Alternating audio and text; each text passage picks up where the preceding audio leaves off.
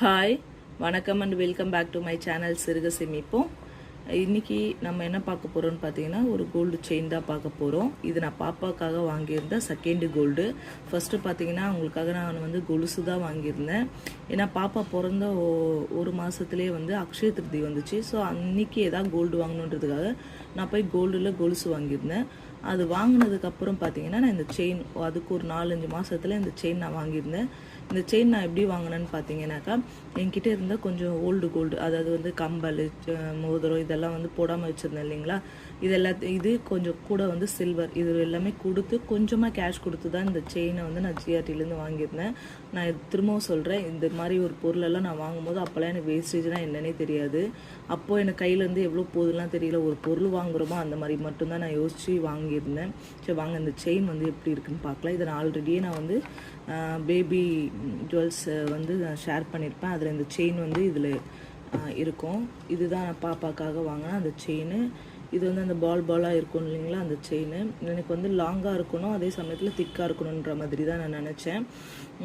பார்க்க பார்வையாக அந்த மாதிரி வேண்டாம், ஏன்னா வந்து அது வந்து கடிச்சிட்டாலோ இழுத்துட்டாலோ உடனே வந்து அறந்து போயிடுது. ஸோ நல்லாவே இந்த செயினை வந்து நாங்கள் யூஸ் பண்ணியிருக்கோம் ரெகுலராகவே. நல்லா இருக்குது, நல்லா உழைக்குது, எந்த ஒரு டேமேஜுமே இல்லை. இந்த டாலர் பார்த்திங்கன்னா நான் என் பையனுக்காக வாங்கி வச்சிருந்த ஒரு டாலர் தான். ஸோ அப்போ பட்ஜெட் இல்லாததுனால இந்த டாலரை வந்து நான் வேறு டாலர் வாங்காமல் என்கிட்ட இருந்த டாலரே வந்து நான் மேட்ச் பண்ணி போட்டுக்கிட்டேன். இப்போ இப்படி தான் போட்டுட்ருக்கோம்.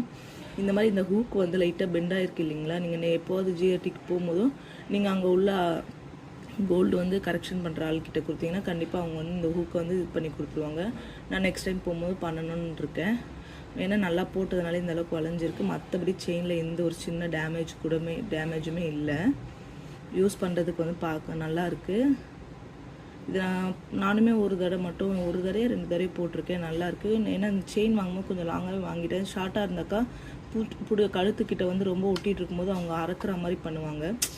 இழுத்தும் போது வந்துடும். அதுக்காக நான் வந்து கொஞ்சம் லாங்காகவே தான் பார்த்து வாங்கிக்கிட்டேன். நம்ம இன்னும் கொஞ்சம் சின்னதாக வாங்கியிருந்தோம்னா இது இன்னும் கொஞ்சம் கூட திக்காக இருந்திருக்கும். பட் பார்த்தாலே உங்களுக்கு தெரியும் நல்ல லாங்கான ஒரு செயின் தான். இந்த வீடியோ உங்களுக்கு பிடிச்சிருந்தா ஒரு லைக் பண்ணிக்கோங்க. இந்த செயின் எப்படி இருக்குன்றதை என் கூட கமெண்ட்ஸில் ஷேர் பண்ணிக்கோங்க. இது எல்லாருக்கிட்டேயும் இருக்க ஒரு டிசைனாக தான் இருக்கும். பட் ஆனால் எப்படி உழைக்குதுன்றது ஒரு விஷயம் இல்லைங்களா. எனக்கு தெரிஞ்சு இந்த செயின் நல்லா உழைக்குது. இந்த டிசைன் கண்டிப்பாக வாங்கலாம். இந்த செயினோட வெயிட் என்னன்னு பார்த்தீங்கன்னாக்கா 8 கிராம்ஸ். அதாவது வந்து 8 கிராம்ஸ்க்கு சிறப்பாக ஒரு 10-20 மில்லி அந்த மாதிரி தான் கம்மியாக இருக்கும். இதோட பில் டீட்டெயில் வேணால் நான் லாங் வீடியோவில் வந்து ஷேர் பண்ணுறேன், செக் பண்ணிக்கோங்க.